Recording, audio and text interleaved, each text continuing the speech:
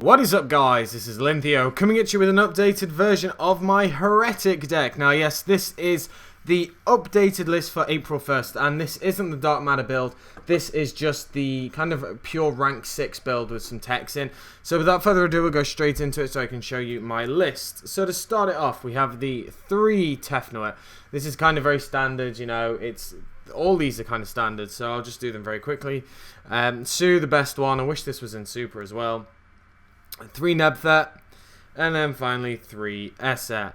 Don't really need to say much about this. This is kind of just the core cards that you need in the deck to do the OTKs and everything like that. So we'll just get them out of the way because you're probably used to them by now.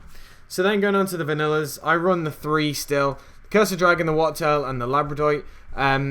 Reason for running different as these is because Wattail's included in the OTK, and Labradoite is a nice tuner, and then Cursed Dragons also just gives me a lot of access to the rank 5s, obviously, and it's just really nice to have as well, because you can do some pretty disgusting plays with the multiple rank 5s that I have in the extra deck, which you will see very soon. So yeah, they're pretty standard. Obviously you do run the risk of opening up a vanilla, which is always annoying, but it's a risk that I'm willing to take, and it's actually really useful to actually have those rank 5s in the extra deck. The 1 Red Eyes, this is standard in Heretics. You know, you have to run it, in my opinion. You run the maximum amount because it's just so good. Even drawing it and not summoning it off Atom is just broken. 2 Karkar-D. Now, I run 2 because of space issues. There's a lot of stuff that I wanted to fit into this deck, this version of it anyway, and it's quite difficult. So I've just got the 2 Karkar because ideally you don't really want to see this mid-late game because it's not really going to do you a lot of good. So you just kind of run the 2, and if you open up with it, it's really nice, but if not, it's, you know, hopefully you won't draw too many copies. The 1 BLS, this is here, as you'll see in a minute, that I'm running a few darks. And it's just a really great card because it just enables you to OTK that much harder. The 3 Gores, newly unlimited, sorry.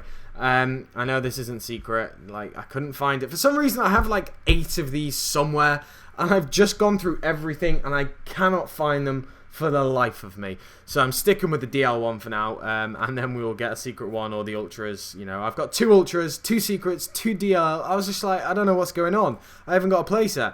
So anyway, yeah, 3 Gores. This is here because it's just, you know, been unbanned, and it's an incredible card that really helps the deck, in my opinion, because it means that if you do get stopped with your OTK plays, it just doesn't mean that you're dead in the water.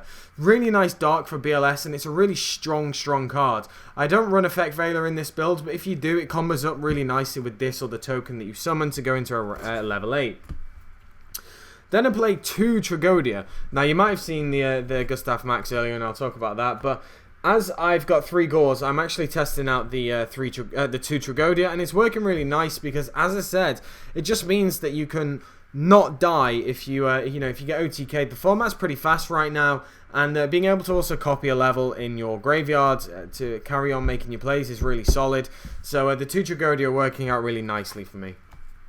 Then we have the 1 Exodus. This is here just for the special summon ability, and also because it's a nice easy way to go into Gustav Max. So, you know, you will do your combos, and then off the Atom you might search out the Red Eyes Darkness Metal Dragon, being able to then activate the effect of Red Eyes, and if you don't loop it back with M7, you can summon this guy and then go into a Gustav, do 2k, and then you've got a 3k on board with other monsters. So it's a really solid card.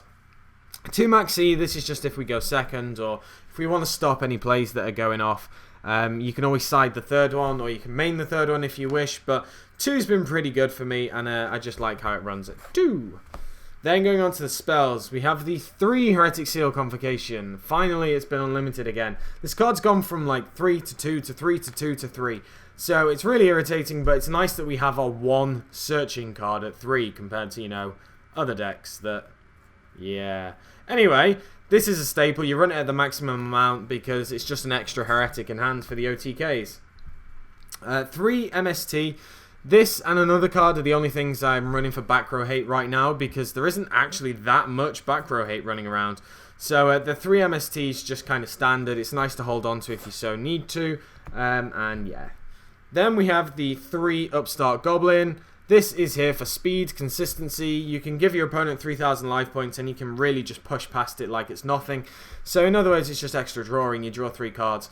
So yeah, the Upstart's working out really nice. I've opted for these over the Pot of Duality simply because I feel that in this version it's a lot more speedier.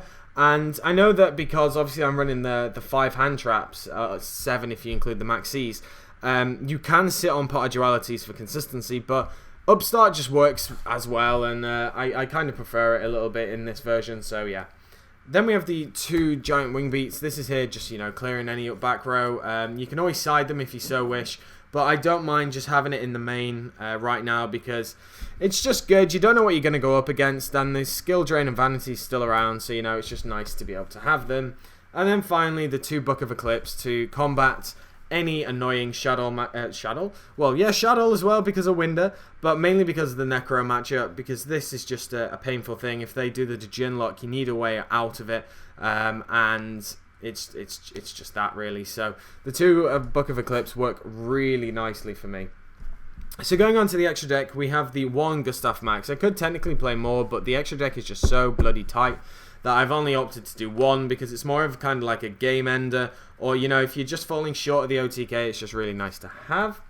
Then we have the 2 Atom. Only run 2 because I've never really gone into the third, and if you need to go into the third, in all fairness, you're not doing very well because you should be OTKing just off the 1 or the 2. So yeah, it's a really solid card, important in the deck, but 3 I think is a bit excessive. 3 Gaia Dragon, this isn't excessive though because you use it so often. This is really important in the OTKs. You know, you overlay it onto the Atom, you overlay it onto the Gauntlet Launcher, then when you've popped the back row, pop the monsters, so really solid, never really a bad choice to have 3. Then some of the rank 6s, we have the Polymer M7 for the Red Eyes loop. We have Photon Strike Bouncer, just in case we're a bit worried on monster effects on the field. The 1 Gauntlet Launcher, for some godly unknown reason, my ulti Gauntlet Launcher has completely vanished, and I have no idea where it is. So that's why it's not ulti, like the other ones. The 1 Utopia Beyond, this card's just stupid because it enables you to really push hard for OTKs. It basically puts it, you know, like it puts a board in front of you like there's no monsters on it. Reducing all the attack position monsters to 0 is just so good. And then the rank 5s, we have the Terrace because it's just a really solid card. It's nice to go into if you need to stall out for a little bit or you just want to pop something. The 1 Pallades, you know, really solid card. Obviously you can't make it with Cursed Dragon, but that's not the point. You use it because you do have the other rank 5s and you can do different plays in combos where you get this out if you want to just clear a monster off board and still be able to push through with the OTK. The 1 Volcasaurus, really solid card. Just being able to go into this, pop a card, inflict damage, and then overlay for Gaia Dragon for the attacking. Yeah, it's not really fair. And then finally the 1 Sharp Fortress, because again, this can just prove to be ridiculous with OTKs. Really solid choice in my opinion, and a really very strong card. And then the final one is the 1 Star Eater. This can be made with any of your level 5 Heretic and Labradoid Dragon. So I don't really need to say much about it. It's the only synchro that I'm running in this build. But it really does warrant its spot because it's just such a strong card. So that is it, guys. I hope you really did enjoy the deck profile. I do love this deck, I still do.